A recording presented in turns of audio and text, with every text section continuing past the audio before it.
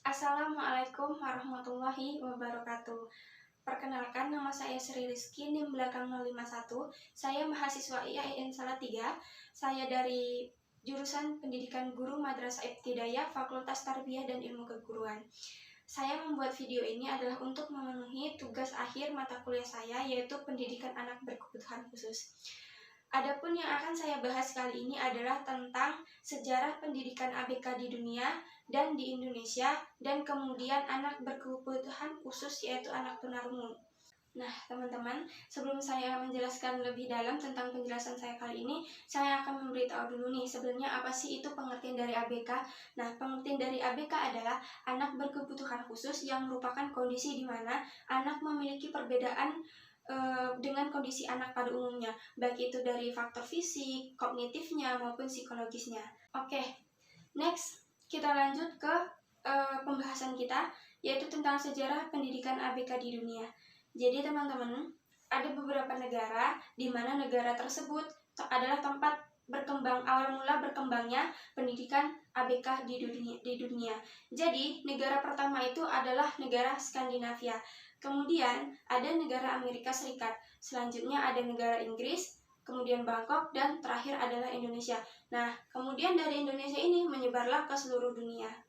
Nah, teman-teman, kita akan membahas satu persatu mengenai sejarah pendidikan ABK di dunia dari negara yang saya sebutkan tadi. Nah, yang pertama itu adalah Skandinavia. Jadi, sejarah perkembangan pendidikan ABK di dunia itu diprakarsai oleh negara-negara yang ada di Skandinavia. Selanjutnya, berkembanglah ke negara Amerika Serikat. Negara Amerika Serikat ini mendirikan lembaga-lembaga residensial untuk mengajar penyandang cacat terbanyak. Jadi, negara Amerika Serikat menjadi negara yang memimpin negara-negara lain dalam pengembangan pendidikan anak berkebutuhan khusus di seluruh dunia. Nah, teman-teman, kemudian berlanjut ke negara Inggris. Nah, di tahun 1991, Inggris ini mulai memperkenalkan tuntutan penyelenggaraan pendidikan anak berkebutuhan khusus, terutama sejak diadakannya Konvensi Dunia tentang Hak Anak pada tahun 1989 dan Konferensi Dunia tentang Pendidikan tahun 1991 di Bangkok. Nah, teman-teman, kemudian kita lanjut ke negara Bangkok. Pada tahun 1941 diselenggarakan Konvensi Pendidikan di Salaman, Spanyol, yang mencetuskan perlunya pendidikan inklusif yang selanjutnya dikenal dengan sebutan The Salaman Statement on Inclusive Education. Selanjutnya kita masuk ke negara Indonesia.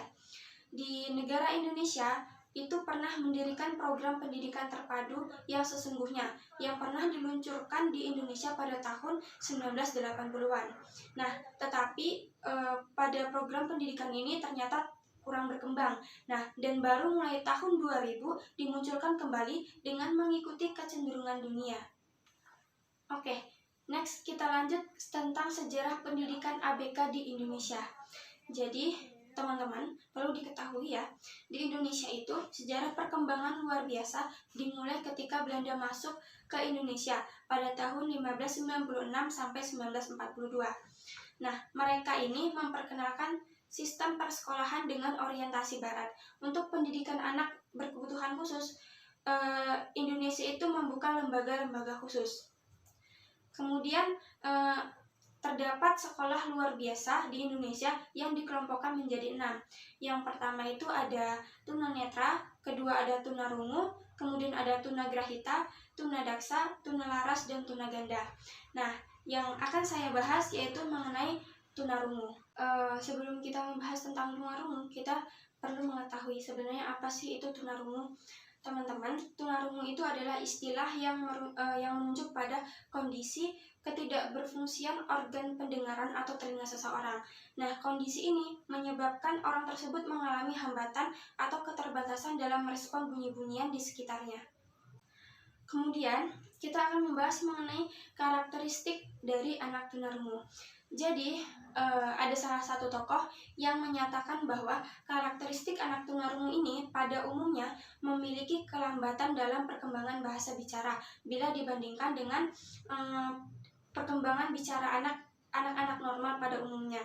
Nah, bahkan anak tunarungu ini total cenderung tidak dapat berbicara.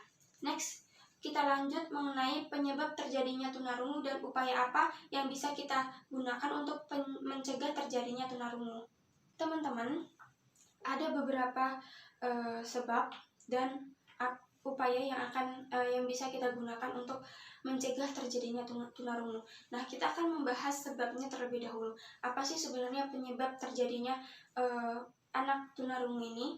Jadi, sebab-sebab kelainan pendengaran atau tunarungu juga dapat terjadi sebelum anak dilahirkan.